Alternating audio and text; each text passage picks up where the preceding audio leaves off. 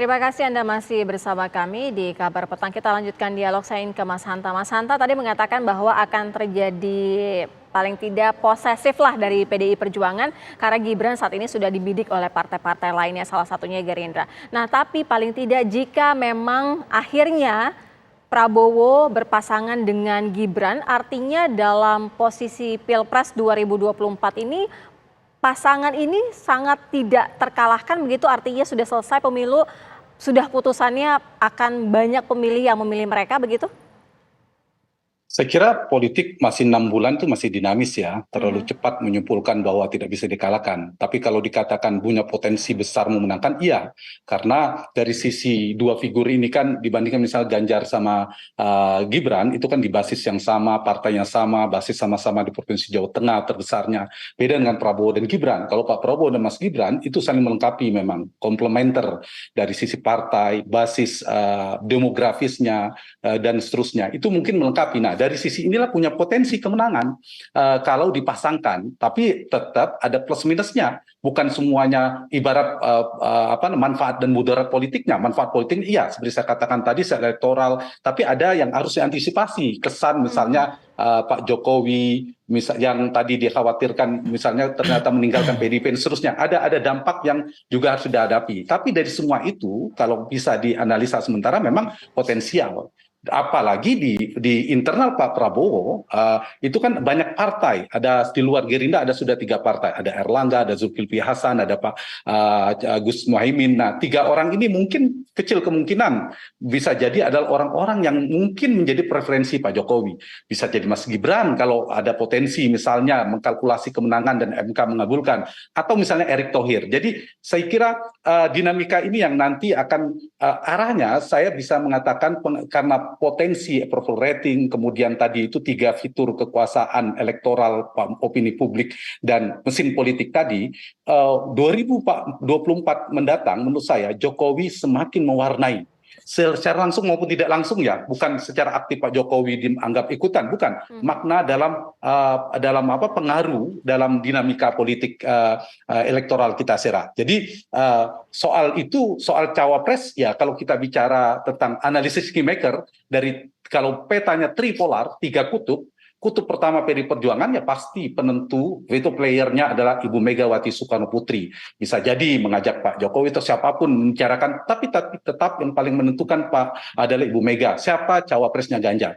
Kalau bisa bicara Pak Prabowo dari para ketua umum, kalau kita tidak bisa pungkiri adalah partai-partai di dalam pemerintahan semua, faktor Pak Jokowi, kingmaker yang kedua sangat menentukan siapa yang seperti saya katakan sebutkan nama tadi, ada Erick Thohir selain Gibran dan seterusnya. Dan yang ketiga tentu porosnya Mas Anies Baswedan, ada Pak SBY dan Pak Surya Paloh, antara AHY atau bukan AHY, kecenderungannya beda. Perolehan sementara Mas Hanta Yuda. Jadi ini poinnya saya kira tergantung pada mereka. Kami ingin tahu kalau untuk perolehan sementara Anda melihat figur mana yang memiliki potensi dan juga elektabilitas tertinggi saat ini? Gimana? Cawapres, untuk cawapres yang elektabilitasnya tinggi, kemudian jadi perebutan. Data terakhir ya di beberapa lembaga survei termasuk kami Poltreking Indonesia memang tertinggi, Gibran memang belum masuk top 3, memang paling tinggi itu Erick Thohir, yang kemudian selain Erick Thohir ada Ridwan Kamil, kemudian ada Ridwan Kamil, Sandiaga Uno, AHY, tapi Gibran juga sudah angka di lumayan ya, di menengah, di figur yang baru. Tapi di luar faktor elektoral, bagi Gibran tidak bisa analisanya kita lihat Mas Gibran dari sisi elektabilitas elektoral saja, tapi harus dilihat juga tadi faktor Pak Jokowinya, Jokowi effect. Kalau kita ingin melihat Pak Jokowi akan menegas, semakin terang dukungannya agak sulit. Kalau sekalipun yang akan menjadi cawapres misalnya siapa, Pak Erick Thohir atau siapa, tapi beda. Kalau ternyata misalnya Gibran maju jadi cawapres siapapun, itu tanpa digas pun itu sudah jelas dan terang pasti dukungan Pak Jokowi kemana. Nah, jadi saya kembali ke jawaban saya ke Andrew tadi, ya secara elektabilitas per hari ini 3 besar. Kalau tertinggi Erick Thohir, kemudian ada Sandiaga Uno, Ridwan Kamil yang kedua, kemudian termasuk Mas Gibran saya kira ada Bu Kofifa, ada Pak Mahfud MD, dan nama-nama lainnya saya kira. Di luar itu di bawah nama yang saya sebutkan. Baik, saya ke Bang Panda. Bang Panda, artinya sejauh ini siapa kalau misalnya Gibran tidak dibidik begitu atau paling tidak dipilih oleh PDI Perjuangan, artinya nama siapa yang akan dipilih sebagai cawapres dari Ganjar Pranowo?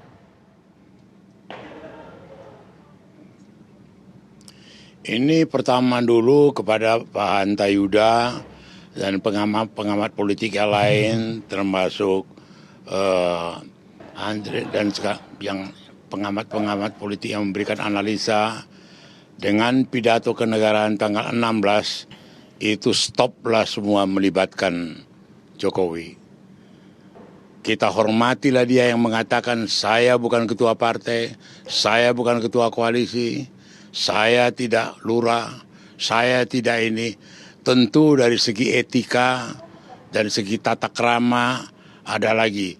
Jangan lagi kemudian ada komentar-komentar nanti Jokowi akan ini, Jokowi akan berbeda dengan ketua umum, Jokowi akan begini sebagainya.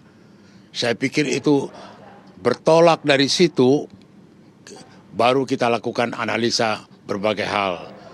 Dan kemudian juga membicarakan seperti Gibran. Gibran ini kader PDI Perjuangan. Gibran ini sudah tahu bahwa seniornya Ganjar maju sebagai capres. Dia pun sangat tahu diri menempatkan dirinya. Jadi jangan kemudian dibikin satu analisa-analisa yang menyesatkan, kemudian melihat kemampuan dari Gibran dan sebagainya gitu loh. Itu hal yang sangat sia-sia dan sangat tidak ada manfaatnya. Jadi kembali lagi tadi itu kan dramatisasi itu sudah kita hentikan lah. Kemudian nanti apakah Jokowi yang menentukan wapres? Kemudian nanti apa kata restu dia? Kenapa ini menyedihkan? Menunjukkan tidak punya kredibilitas, tidak punya percaya diri. Kalau masih ada ketua-ketua partai yang membawa-bawa nama Jokowi, aku hanya berkomentar astagfirullah. Kasihanlah ini orang ini. Kok mesti mengapakan jati dirinya harus mencantel ke Jokowi. Supaya dia eksis internal, jangan digoncang dia di dalam, kaitkanlah dengan Jokowi. Aku kan ambil sikap ini kan karena Jokowi. Kenapa tidak aku lalui Rakernas, Rapimnas, kemudian menjadi satu prosedur perubahan karena keputusan Munas dulu saya menjadi calon presiden berubah itu tiba-tiba karena Jokowi. Masya Allah. Jadi dipakai ini Jokowi ini menjadi pembenaran daripada tindakan-tindakan mereka yang seharusnya mereka bertanggung jawab internal. Ya kan secara tata krama etika dan rule of the game di internal. Bang Panda. Dipakailah ini Jokowi. Maka itu dengan pidato hari tanggal 16 itu masterpiece, pidato yang paling legendaris. Pidato yang paling menunjukkan jati dirinya Jokowi. Here I am. Kau bilang aku bajingan, kau bilang aku ini, itu kecil. Kau bikin benderaku di mana-mana, kau campur itu, silakan. Udah dahsyat itu. Kalau nggak tahu diri lagi, aku sedengar pidato itu kucabut itu semua gambar-gambar itu, ya kan? Kalau mau cerita, oh dia kan menterinya nggak apa-apa, pertanggungjawabkanlah dulu mengenai food estate, ceritakanlah dulu mengenai pesawat terbang yang bekas itu. Itu kalau mau mengkaitkan sebagai kedekatan dengan presiden sebagai menteri loh. Jangan dicampur aduk. Katanya itu wajar, biasa presiden dengan menterinya dipajangin gambarnya. Enggak dipajangin gambarnya, ada satu yang bertanggung jawab kepada rakyat. Rakyat, aku punya proyek food estate itu begini. Kalaupun terlantar itu karena begini. Pesawatku beli bekas karena begini. Begitu. Baik Bang Panda. Jadi jangan dipakai itu ditomplengin. Di situ aku lihat, di situ aku terus terang sangat kagum dan legendaris. Pidato itu paling bersejarah. Baik Bang dan Panda. Tolonglah dipahami dan dimengerti. Baik, masterpiece ya Bang ya pidato kemarin. Kita ke Bang Andre. Bang Andre, jangan ikut mendompleng apa-apa Jokowi dan keluarga termasuk Gibran. Tadi pesannya seperti itu kata Bang Panda, Bang Andre. Malu kita sebagai bangsa. Bang Andre dulu, Bang Panda ditahan dulu Bang Panda. Dikit-dikit presiden. Dikit-dikit Jokowi, presiden. dikit-dikit presiden, dikit-dikit Gibran, dikit-dikit muji Gibran tadi, Bang Andre. Bang Andri, silakan. Sambil dibuka lu Bang suaranya Bang, zoomnya masih di mute itu Bang.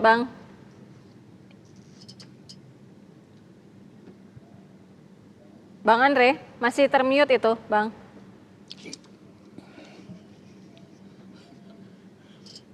Mohon maaf Bang Andri, suaranya masih termute. Bisa diulangi kembali? Oke, Bang udah jelas? Andri? Nah, Udah sekarang jelas, jelas. Sandro? Silakan Bang, langsung Oke, ditanggapi Bang. silakan. Andro udah jelas, Andro? Sudah, silakan Bang Andre. Andro? Sudah, Udah silakan. jelas? Silakan Bang Andre. Ya, pertama saya ingin jelaskan. Yang pertama adalah bahwa mohon maaf Bang Panda, saya ingin luruskan. Yang pertama bukan astagfirullah Bang Panda, tapi astagfirullahaladzim. Supaya Bang Panda clear dulu. Saya menginformasikan ke Bang Panda bahwa pernyataan Bang Panda itu nggak benar. Soal astagfirullah, yang benar astagfirullah. Itu satu. Yang kedua adalah soal sikap kami, sikap Pak Prabowo, bahwa jelas Pak Prabowo sudah mengambil sikap bahwa beliau akan melanjutkan program-program di era pemerintahan Pak Jokowi, termasuk bagaimana Pak Prabowo nanti sudah menyampaikan komitmen bahwa beliau akan melanjutkan program-program Pak Jokowi. Itu yang akan dilakukan Pak Prabowo, termasuk Jokowinomics yang sudah digagas oleh Pak Jokowi. Nah, kalau memang Bang Panda agak nggak puas, nggak setuju, itu hak Bang Panda. Kami tidak ingin mengomentari, tapi mohon maaf.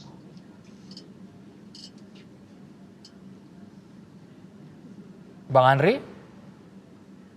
Sinyalnya sepertinya terputus Bang Andri. Baik, terima kasih banyak Bang Andri Rosiade, Bang Panda Nababan. Bahasa Arab. Dan juga Mas Hanta Yuda sudah bergabung. Mohon maaf tadi Bang Andri di penghujung dialog. Sosialisasikan Pak Prabowo. Jelas. Kita kasih dulu Andro. Bang Andri ya. Baik, Jelas, dilanjutkan singkat saja boleh. Andro. Bang Andri, singkat Bang boleh Bang. Sinyalnya agak terganggu soalnya. Mungkin jangan berpindah tempat dulu Bang, biar tidak terputus lagi. Ya, bentar. Saya bergerak sedikit. Udah jelas, Andro? Sudah. Lanjut, Silakan Bang. Jadi gini, Andro.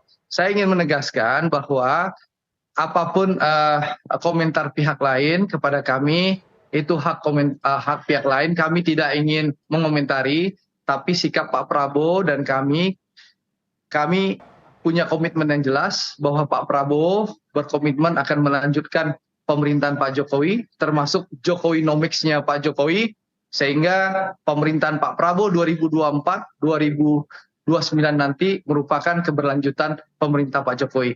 Kalau ada yang gerah, ada yang kesal, ada yang panik dengan sikap Pak Prabowo, ya itu silahkan saja. Tapi saat ini kami hanya fokus bekerja, terus melayani masyarakat dan terus hadir di tengah masyarakat dan memastikan masyarakat tahu bahwa pemerintahan Pak Prabowo 2024-2029 merupakan pemerintahan yang akan melanjutkan program-program Pak Jokowi, termasuk Jokowinomics.